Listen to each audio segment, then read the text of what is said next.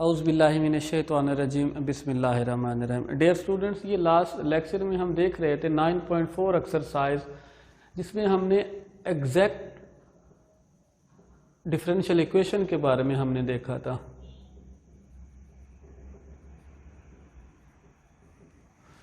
अब उसी 9.4 एक्सरसाइज का ये क्वेश्चन नंबर 12 है।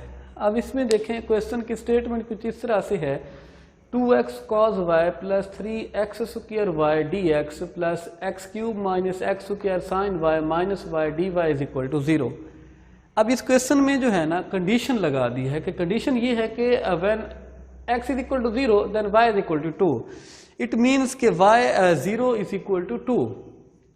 इसका मतलब क्या है कि जब हम फंक्शन में x को 0 वैल्यू देंगे, फंक्शन हमें आंसर y जो क्या देता है वो 2 देता है। ये रिजल्ट भी हमने एंड पे इसको भी हमने प्रूव करना है। ये वाली वैल्यू जो है ना, इस रिजल्ट जो एंड पे हमारा रिजल्ट आएगा उसमें फंक्शन की वैल्यू को पुट करके कांस्टेंट की वैल्यू निकालने के लिए ये रिजल्ट दिया हुआ है। अब अगर आप इसको देखें, ये वैल्यू किसकी है, m की है, ये वैल्यू किसकी है, ये n की है। Here m is equal to 2x cos y plus 3x square y, where n is equal to x power 3 minus x square sine y minus y। First of all इस पे हमने क्या करना है, m को हमने डिफरेंशिएट कर देना है विद रिस्पेक्ट टू y। अब जब हम m को with respect to y differentiate करते हैं, then answer will become 2x minus 2x sine y plus 3x square. Then उसके बाद हम क्या करते हैं, n को हमने डिफरेंशिएट कर देना है with respect to x। When differentiate n with respect to x, then we will find the result 3x square minus 2x sine y। अब आपने क्या करना है, इन दोनों के रिजल्ट को करना है compare. Then comparing the result of partial m by partial y also with partial n over partial x। अगर आप इन दोनों रिजल्ट्स को चेक करते हो तो दोनों का रिजल्ट जो है, अगर वो सेम आता है, अगर दोनों का रिजल्ट सेम आता है तो हम क्या कहते होते हैं कि ये डिफरेंशियल इक्वेशन जो है, ये डिफरेंशियल इक्वेशन क्या है, एग्जैक्ट डिफरेंशियल इक्वेशन है। अब इसका आंसर चेक करें, 3x square minus 2x sine y, where partial n और partial x is equal to 3x square minus 2x sine y। दोनों का आंसर जो है वो इक्वल है। इट मीन्स के इक्वेशन, ये अगर मैं इसको इक्वेशन नंबर 1 का नाम दे देता हूँ तो मैं कह सकता हूँ कि इक्वेशन 1 जो है हमारी क्या है, ये एग्जैक्ट है। अब अगर इक्वेशन नंबर 1 अगर हमारी एग्जैक्ट आ जाती है तो उसका वर्किंग रूल भी लास्ट लेक्चर में मैंने आपको बताया था। उसमें क्या था कि m को हमने क्या करना है, इंटीग्रेट कर देना है विद रिस्पेक्ट टू x, बिल्कुल ऐसे ही है, और y को हमने कांस्टेंट रख देना है।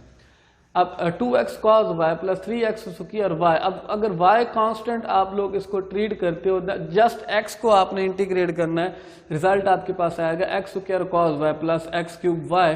देन इसके बाद हम क्या करते हैं, हमने n को इंटीग्रेट करना होता है। इसमें देखें, n को इंटीग्रेट हमने y के थ्रू इंटीग्रेट हमने करना है, लेकिन जस्ट हमने वही टर्म्स लेनी है जिसमें x इन्वॉल्व नहीं होता। n अब आपके पास देखेंगे, अब हमने जस्ट वो वाले टर्म्स लेनी है n के जिसमें x शामिल नहीं है। इसका मतलब ये भी नहीं ले सकते। इट मीन्स कि ये वाली टर्म नहीं, because here x square is involve with sine y। Just हम इसकी टर्म ले सकते हैं जस्ट y। अब y को हमने डिफरेंशिएट इंटीग्रेट करना है with respect to y, result आपके पास माइनस y स्क्वायर ओवर 2 बन जाता है। फिर तीसरा इसका स्टेप हम क्या करते होते हैं, तीसरा स्टेप ये करते हैं, हम इसको इक्वेट कर देते हैं कांस्टेंट ऑफ इंटीग्रेशन। दोनों को हम n का आंसर भी और m का आंसर को भी क्या कर देते हैं, सम अप कर देते होते हैं। दोनों रिजल्ट्स को देखें, मैंने सम अप किया और इक्वल मैंने इसको किसके रखा, कांस्टेंट ऑफ इंटीग्रेशन के। अब लास्ट क्वेश्चन हमने जितने भी किए थे वो यहाँ तक हमारा रिजल्ट जो था वो हमें मिल जाता होता था। लेकिन इस पे अब क्या है, इस पे अब कंडीशन है। कंडीशन क्या है, मैंने स्टार्ट क्वेश्चन के स्टार्ट पे ही आपको बता दिया था कि स्टेटमेंट कुछ इस तरह से है, when x is equal to 0 where y is equal to 2।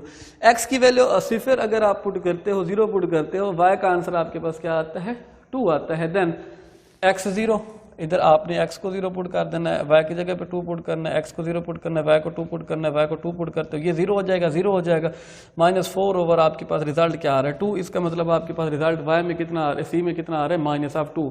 Eight the and आपने क्या करना है, c की जो वैल्यू है वो आपने पुट कर देनी है, और ये आपको रिजल्ट मिल गया। क्वेश्चन नंबर 12 का हमने रिजल्ट जो है वो फाइंड आउट कर लिया है। अब इसी के साथ ही इस एक्सरसाइज का आई थिंक ये लास्ट क्वेश्चन है 14, बिल्कुल इसी बेस के ऊपर चलना है। सबसे पहले m फाइंड कर लो, उसके बाद n फाइंड कर लो। m को आपने डिफरेंशिएट कर देना y के थ्रू, n को आपने डिफरेंशिएट कर देना x के थ्रू। चेक करना है क्या दोनों का आंसर इक्वल है या नहीं है। Here m is equal to 3 minus y divided by x square, also n is equal to minus y square minus 2x divided by x y square। यहाँ पर भी कंडीशन दी हुई है क्वेश्चन की कि when x is equal to -1 then y is equal to 2। Eight the end of the question जब आपके पास result में आप रिजल्ट एक बना लेते हैं विद कांस्टेंट ऑफ इंटीग्रेशन, तब आपने x को 1 पुट -1 पुट कर देना है, y को 2 पुट कर देना है, वहां से c की वैल्यू निकल आएगी, वो रिजल्ट आपका एट द एंड वो रिजल्ट बन जाएगा। अब m को डिफरेंशिएट करें with respect to y, result आपके पास -1/x स्क्वायर। n को डिफरेंशिएट किया मैंने with respect to x, result आपका -1/x स्क्वायर। इट मींस के partial m divided by partial y also equal to partial n over partial of x। अगर ये result मिल जाता है हम क्या कहते होते हैं, वो डिफरेंशियल इक्वेशन जो है वो क्या है, एग्जैक्ट है। अब अगर डिफरेंशियल इक्वेशन एग्जैक्ट है तो फिर आप क्या करते हैं, इस m को आपने इंटीग्रेट कर देना है with respect to x, y को रख देना है कांस्टेंट। देखें मैंने 3 माइनस वाई को कांस्टेंट ऑफ इंटीग्रेशन अगर था तो इंटीग्रेशन से बाहर लिख दिया, जस्ट मैंने x की पावर -2 मीन्स के 1/x किया dx, इसको मैंने इंटीग्रेट करके रिजल्ट निकाल लिया। देन n को अब हमने क्या करना है, इंटीग्रेट करना है। देखें n को इंटीग्रेट हमने क्या करना है, n में हमने इसकी पहले हम इसको देख रहे थे कौन से वाली इसकी टर्म लेनी होती है जिसपे x जो होता है वो इन्वॉल्व नहीं होता। अब क्या करते हैं, सबसे पहले आपने इसको अलहदा इस पे डिवाइड कर दिया, इसको इस पे अलहदा डिवाइड कर दिया, x से कैंसिल आउट हो जाएगा, -2 और y स्क्वायर आपके पास रिजल्ट आ जाएगा। जस्ट ये वाला आपके पास हिस्सा जो होगा उसको आपने integrate with respect to y कर देना है, रिजल्ट आपके पास बन गया -2/y। अब इसके बाद आपके पास रिजल्ट ये बना कांस्टेंट ऑफ इंटीग्रेशन। अब क्योंकि क्वेश्चन मैंने पहले भी बताया कि क्वेश्चन हमारा यहाँ पे एंड हो जाता होता है, जब जितने पहले लास्ट लेक्चर में हमने क्वेश्चंस किए इस एक्सरसाइज के पहले आई थिंक 10 क्वेश्चन जो है फर्स्ट वो यहाँ तक एंड हो जाते थे, लेकिन इस क्वेश्चन में भी कंडीशन है when x is equal to -1 then y is equal to 2। हमने यहाँ पर पुट किया x को -1 y को 2, रिजल्ट पुट किया तो ये c का रिजल्ट निकला। जो c का रिजल्ट आएगा क्वेश्चन नंबर 2 में पुट कर दिया, ये आपका क्वेश्चन का एंड है। इस लेक्चर के अंदर हमने क्वेश्चन नंबर जो आई थिंक 12 किया है और क्वेश्चन नंबर 14 किया है with the help of the formula related about the exact differential equation. इंशाल्लाह फिर नेक्स्ट हमारी जो एक्सरसाइज है वो है differential equation with the help of the integration factor. इंशाल्लाह फिर नेक्स्ट लेक्चर में मिलते हैं, तब तक के लिए अल्लाह हाफिज़।